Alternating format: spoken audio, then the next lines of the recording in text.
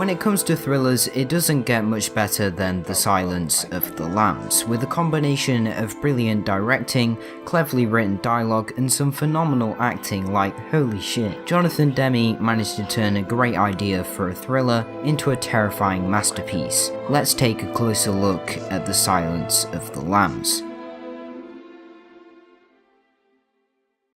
Right from the opening, Silence of the Lambs doesn't waste any time and introduces us to the main character, Clarice Starling, a young trainee FBI agent who is faced with the task of interrogating the highly dangerous killer Hannibal Lecter as a way to reach a similar sort of killer, Buffalo Bill, who has a weird fetish with books and says weird shit like this. It rubs the lotion on its skin or else it gets the hose again. Unlike some thrillers, this one jumps straight into the action, and because of the clever writing and camera work, we're given just enough information to know what's going on and make us fear and anticipate the first meeting with Hannibal Lecter. In fact, throughout the film, there's a really great use of the whole show don't tell thing, especially in the finale where it's revealed that Clarice is in Buffalo Bill's house. But more on that later, let's get back to what we're all here for, Hannibal Lecter. I'm not exaggerating, every scene with Hannibal and Jodie Foster is just so damn good and is by far the best part about this film. On one side you've got Clarice, who's unexperienced yet determined,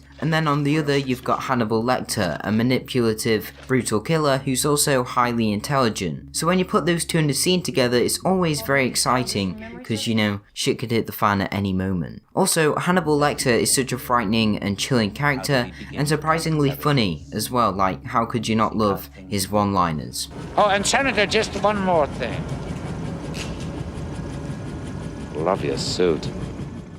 Put all that together with some brilliant camera work, clever writing, and top-notch performances, you've got some of the best moments in film, like, ever. Speaking of performances, Anthony Hopkins, wow. This guy is so good in this movie, like we're talking Heath Ledger Joker good, maybe even better. He's definitely one of the most iconic villains ever and basically makes this film. Put it this way, he's on screen for around 15 minutes and he won the Oscar for Best Leading Actor. Now, if that isn't impressive, then I don't know what is. And Jodie Foster, well, she won Best Supporting Actress. Can you see what I'm trying to get at here, guys? This film's fucking good. Alright, the scenes with them in are really tense and very powerful and emotional. As much as I like the finale, my favourite scene would have to be when Clarice is explaining to Hannibal about the lambs, and during that scene you really feel a connection between Hannibal and Clarice. In fact, there's a very brief moment where Hannibal passes Clarice something through the jail cell, and I found it kind of impactful.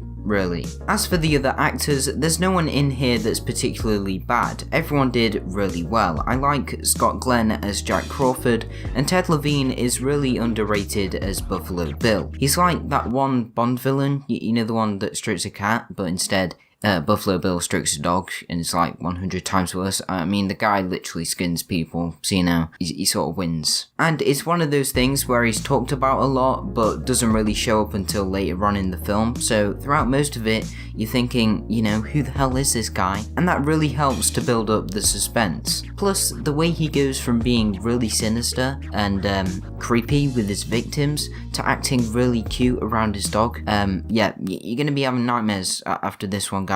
Like, I am so looking forward to watching 7, it is unbelievable. What's in the box? I noticed in the scenes with Clarice and Hannibal especially, close-ups are used a lot. Now, the downside to this is that sometimes if you overuse a close-up, then it can sort of lose its meaning and it's hard to figure out what's important. But in Silence of the Lambs, it works extremely well. And like how Anthony Hopkins gets inside the head of Clarice, when you see that close-up of him, it's like he's getting inside your head as well. That probably sounded really weird, but I don't care, I'm leaving it in. Now, back to the thing I mentioned earlier, how this film makes really great use of show don't tell. During the ending, I really like how it's revealed that Jodie is in Buffalo Bill's house. There's an amazing use of cross-cutting where the film cuts between inside of Bill's house and the FBI outside of Bill's house, in quotation marks, because spoiler alert, they're not outside his house, but it's made to look like that through cross-cutting. So obviously, when Bill opens the door to Clarice Starling, who by the way doesn't know it's him, there's a massive oh shit moment where you're literally screaming at your TV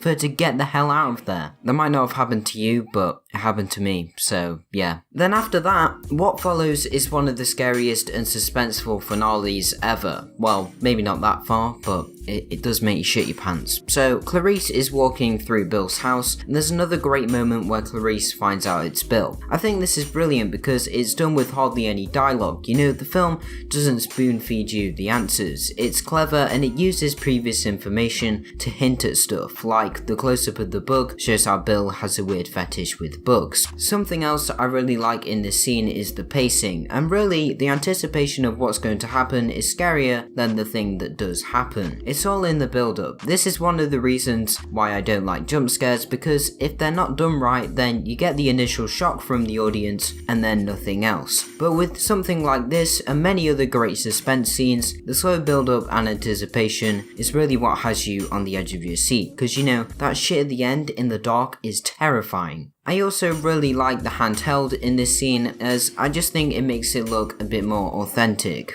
The composer for this film is Howard Shore, who's obviously famous for The Lord of the Rings, and in this film he creates a really atmospheric and suspenseful soundtrack that I think is underrated, and it's definitely memorable, specifically the main theme that you can hear in the opening of this video. Silence of the Lambs also has a really dark and disturbing look to it, similar to the film itself. The scenes with Hannibal Lecter and inside of Bill's torture pit look very grimy, and the use of colour is desaturated. The Silence of the Lambs is one of the best films I've seen. I'm sort of wondering why this isn't in my top 10, but sorting that out would make me overthink like hell, so I'm just gonna leave it. I don't have a single flaw with this film. Everything was done extremely well, and it's most likely my favourite thriller. Unless of course I watch Seven or Zodiac and like them all, but nah, it probably won't happen. Thanks so much for watching this video, guys. If you did enjoy it, you can leave a like or even subscribe. I post new videos about film as often as I can. And as always, stay safe, have fun, and go watch a movie. That's my new thing. I'm probably not going to stick with it, but it's my new thing.